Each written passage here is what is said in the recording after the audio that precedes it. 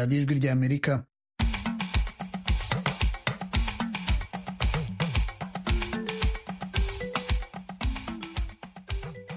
radiyo ijwi ry'Amerika ivugira i Washington DC mu Kinyarwanda no mu Kirundi. Mu Burundi ni ku mirongo migufi kuri metero 25, 31 na metero 41. Naho mu Rwanda muratwumvira kuri FM 104 n'ibice bitatu i Kigali na FM 93 n'ibice bitatu i Karongi. Muri Uganda mudukurikira kuri FM 88 n'ibice 9 ya Voice of Muhabura i Kisoro. Eshatu radiyo yacu VOA.com ni urubuga musangaho ibiganiro byacu byose, naho Facebook, X, Instagram na YouTube ni VOA radiyo yacu. Kuri mikro muri kumwe na Jeffrey Mutagoma ugiye kubagezaho amakuru muri uyu mwanya. I Kigali mu Rwanda barazindukira mu matora y'umukuru w'igihugu n'ayabagize inteko ishinga amategeko. Aba banyarwanda baba mu mahanga harimo na hano muri Leta Zunze Ubumwe za Amerika bo batoye ku munsi w'ejo. Abatora batangiye kugera hano mu gitondo saa moya, baraza bakinjira muri ambasade aho utorera, bakiyandikisha bakarebwa ibyangombwa byabo ko bikwiriye. Tim Harris ishimwe mu kanya turamuha ijambo atubwira uko byari bimeze. Turagaruka kandi ku byabaye mu mpera z'icyumweru kuri Donald Trump wahoze ari perezida wa Amerika warashwe yakomereka ku gutwi. Perezida Joe Biden yarabyamaganye. Igitekerezo cy'uko muri Amerika haba ibikorwa by'urugomo rwa politiki cyangwa urugomo nk'uru ni ikintu kitari cyarigeze kibaho. Ibi ntabwo ari ibintu bikwiriye.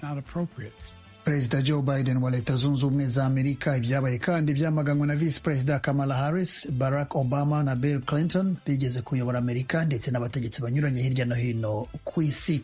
Tubafitiye kandi n'amakuru y'imikino mu Rwanda no mu Burundi. Ntimujye kure, amakuru arambuye ni mu kanya. Umutekano muri Leta Zunze Ubumwe za Amerika zaburijemo ikiswe umugambi wo gushaka guhitana Donald Trump wahoze ari perezida w'iki gihugu. Trump yarashwe ku gutwi kw'iburyo ejo kuwa gatandatu ubwo yari mu mujyi wa Butler uri muri leta ya Pennsylvania mu gikorwa cyo kwiyamamaza nk'umukandida w'abarepublikani mu matora ateganijwe mu kwezi kwa 11 uyu mwaka. Trump ufite imyaka 78 yari agitangira ijambo rye mu masaha 12 ku isaha y'i Washington DC ubwo humvikanaga urusaku rw'amasasu. Yahise agaragara yifata ku gutwi kw'iburyo aho isasu ryafashe, ahita aca bugufi. Mu masegonda make akimara kuraswa, abashinzwe umutekano we bahise bahuzura bamwirundaho, abandi bazenguruka ibice byose by'aho yari ahagaze. Mu kanya gato yugurutse hagati yabo, agaragara avirirana ku maso, afunze igipfunsi cy'iburyo, bigaragara ku munwa we ko avuga amagambo fight, fight, fight, bisobanura ngo rwana, rwana, rwana. Kare kuri iki cyumweru ibiro bishinzwe iperereza muri Amerika FBI byatangaje ko Thomas Matthew Crooks w'imyaka 20 ukomoka mu mujyi wa Bethel Park wo muri leta ya Pennsylvania ari we wari muri iki gikorwa cyamaze kwitwa gushaka guhitana Trump wahoze ayobora Amerika. Uyu Thomas Matthew Crooks yanditse nk'umuturage uzatora mu ishyaka ry'abarepublikani nk'uko bigaragazwa n'inyandiko z'abatora muri iyi leta. Urwego rushinzwe kurinda umutekano w'abanyapolitiki muri Leta Zunze Ubumwe za Amerika, Secret Service, rwatangaje ko uyu Thomas Matthew Crooks yahise araswa n'inzego z'umutekano arahagwa. Undi muntu umwe mu bari bitabiriye iyo mitingi yo kwiyamamaza kwa Trump yahaguye, abandi 2 barakomereka. Abashinzwe kubahiriza amategeko babwiye abanyamakuru ko kugeza ubu batarabasha kumenya imvano y'icyo gikorwa, ariko ibiro bishinzwe iperereza muri Amerika FBI bivuga ko byatangiye iperereza nyine.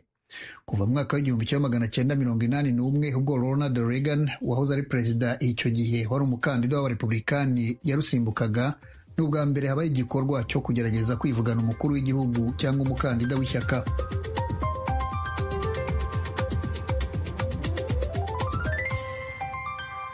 radiyo ijwi ry'Amerika ivugira i Washington DC mu Kinyarwanda no mu Kirundi. Muri Uganda mudukurikira kuri FM 88 n'ibice 9 ya Voice of Muhabura i Kisoro. Eshatu radiyo yacu VOA.com ni urubuga musangaho ibiganiro byacu byose, naho Facebook, X, Instagram na YouTube ni VOA radiyo yacu.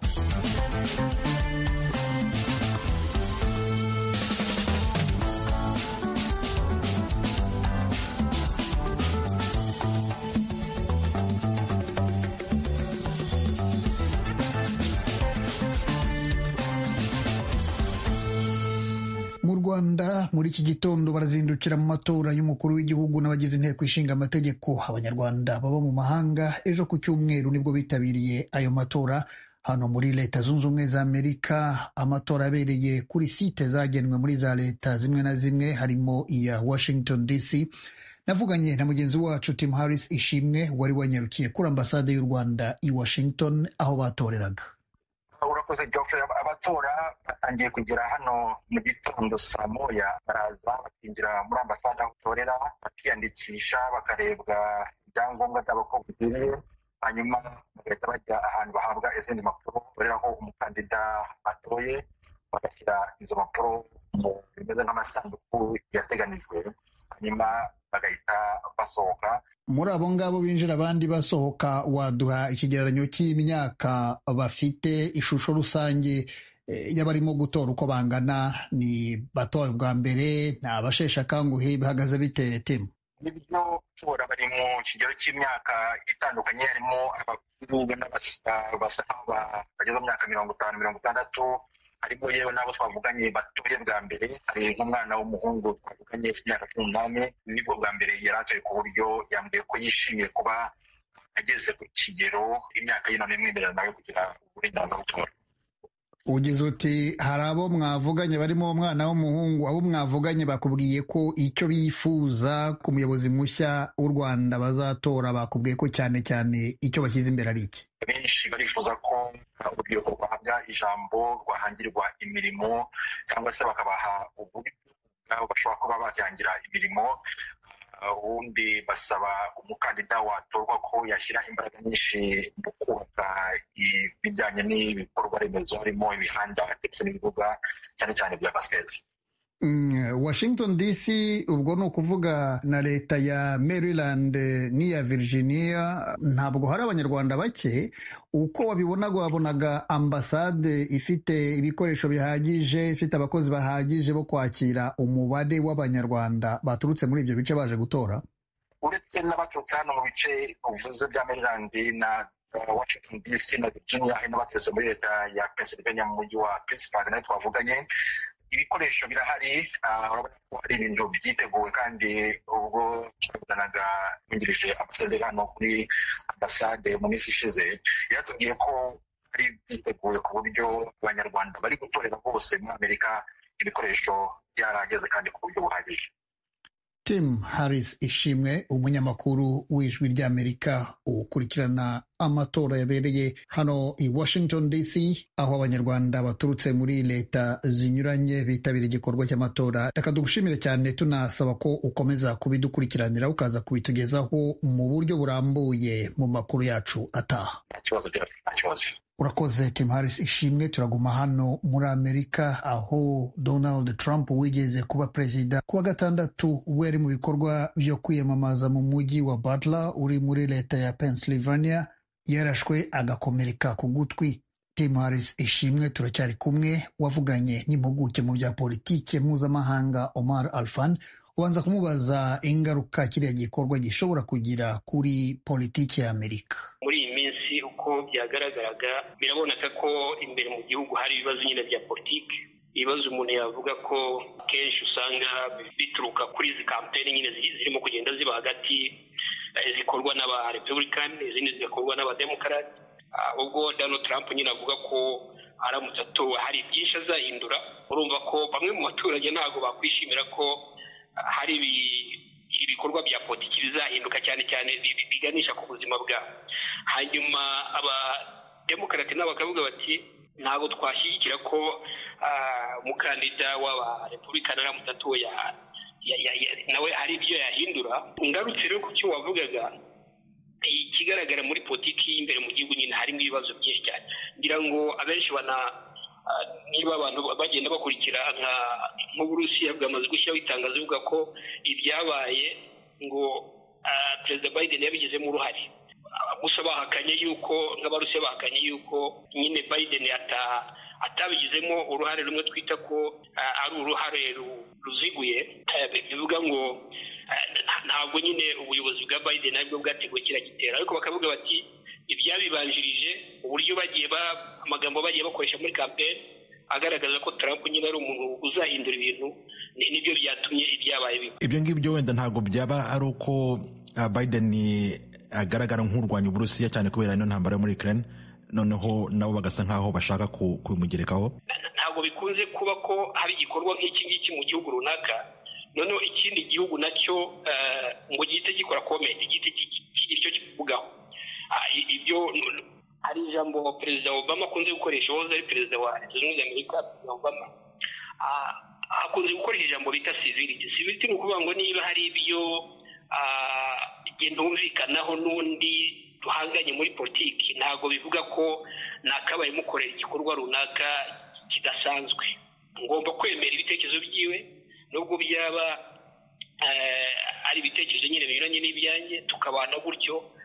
Bivuga ngo iyo habaye ibikorwa nk'ibi ngibi akenshi na kenshi nyine usanga abantu bakora amakomenti anyuranye, ariko Uburusiya nk'uko bivuga nyine ni igihugu ubundi muri politiki. Uburusiya bwashyigikira ko Donald Trump ajya ku butegetsi umwaka utaha, kuko yamaze kugaragaza yuko azabashyigikira ndetse n'intambara ikarangira. Urumva ko ntabwo yakomeza gushyigikira Biden, kubera ko Biden ni umuntu ufite politiki y'ububanyi n'amahanga ifite umurongo ugaragaza ko itemera na rimwe ibyo Uburusiya burimo gukora. Hari aho wavuze ko abarepublikani basa nk'aho barwanya abimukira, ndetse iyo bari ku butegetsi ubukungu bwabo bugaragara nk'aho abaturage babwishimira. Urabona igifatwa nk'igitero Trump yagabweho hari ingaruka bishobora kugira mu bukungu bwa Amerika cyangwa mu migambi yayo migari ya politiki mpuzamahanga? Umuntu agereranyije, ikigaragara ni uko nubwo Donald Trump ngira ngo iriya shami rishinzwe umutekano nyine w'abayobozi ryo bita Secret Service ryamaze gutangaza ko nubwo Trump nyine bavuga ko bamurashe ku gutwi, ariko ni muzima, nta kinini byateye. Bivuga ko Donald Trump aracyahari, aracyakomeza kampeni ze zo kwiyamamaza. Bivuga yuko Trump aramutse atowe nyine urumva ko politiki yashyira imbere ni politiki y'abarepublikani. Ahubwo imbere mu gihugu ntabwo navuga ko bwahungabana kubera kiriya gitero nyine cyagabwe kuri Trump, kubera ko ubukungu bwa Amerika bufite uburyo iyo banabona hari ukuntu butangiye guhungabana, bafite abantu b'abahanga bahita bashaka uburyo ibyo bibazo bibisubiza. Ibi byabaye bishobora kugira izihe ngaruka ku isura ya Amerika mu ruhando mpuzamahanga? Amahanga ashobora kuba arabibona akavuga ko imbere mu gihugu muri Leta Zunze Ubumwe za Amerika harimo ibibazo bya politiki, harimo ibibazo nyine by'intekerezo zidahura cyane cyane intekerezo z'abarepublika zifite uburyo zifite umurongo wazo n'intekerezo z'abademokarate. Ariko burya ntabwo twavuga ko ari muri Leta Zunze Ubumwe za Amerika gusa. Ngira ngo vuba ngaha mu matora aherutse kuba mu Bufaransa byarabaye, nubwo hari amashyaka yishyize hamwe nyine akarwanya ishyaka ryasaga nk'aho rikora nk'iry'abarepublikani nk'irya Trump hano, bagasa nk'aho uburyo ryagaragazaga yuko rigiye kujya imbere mu matora, navuga ko barihuriyeho bigatuma risa nk'aho risubiye. Ariko ntabwo ari muri Leta Zunze Ubumwe za Amerika gusa, mu Bufaransa nyine byarabaye, mu Bwongereza byaba bisa nk'aho ishyaka ryari ririho ry'abakonsabativu naryo ryari rifite ingufu, naryo ritakaza imyanya cyane cyane mu nteko myinshi, kubera nyine iyo politiki abaturage bavuga bati ntabwo ariko tubibona. Ngira ngo rero ku ruhando mpuzamahanga ikigaragara ni uko babona ko ari politiki nyine abanyepolitiki barimo bakora, ariko ntabwo twavuga ko ari urugero rwiza. Ubu Trump afite ubwoba, ndetse na Biden nawe avuga ati ibyabaye kuri mugenzi wanjye nanjye bishobora kumbaho. Bose bagiye kuba bafite ubwoba. Uratekereza ko ibikorwa by'amatora ubu ngubu bigiye gukomeza gute muri Amerika byo kwiyamamaza? Ngira ngo kwiyamamaza kw'ibikorwa byo kwiyamamaza bizakomeza. Nahoze ndeba ku bijyanye n'umutekano nyine uzakorwa muri iyi minsi kugira ngo amatora abe.